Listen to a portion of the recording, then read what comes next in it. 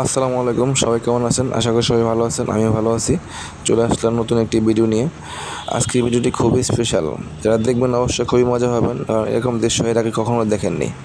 যারা ঢাকা থেকে চট্টগ্রাম হয়ে কক্সবাজার আসছেন, তারা এই দৃশ্যটি অবশ্য কিছুটা উপভোগ করছেন। যদি দিনের বেলা এসে থাকেন তাহলে অবশ্যই কেউ বোমা দেখছেন, কিন্তু রাতের বেলা যারা গেছেন তারা এই দৃশ্য কখনো দেখেননি।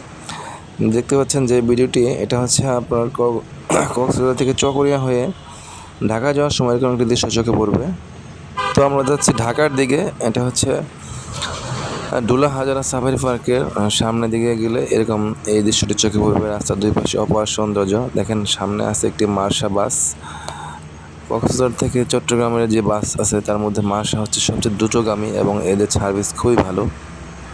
এই বাসে গেলে আপনার সময় কম লাগবে এবং যাত্রীদের দুর্ভোগ করা হয় না।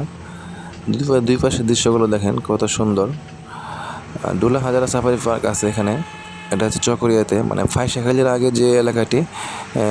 এরকম একটি দৃশ্য চোখে পড়বে আপনাদের। যারা রাতের বেলা আসছেন তারা হয়তো এই দৃশ্যটি দেখেন নাই কখনো, কিন্তু যারা দিনের বেলা ঢাকা থেকে কক্সবাজার আসছেন কিংবা কক্সবাজার থেকে ঢাকা গেছেন তারা অবশ্যই এই দৃশ্যটি উপভোগ করতে পারছেন।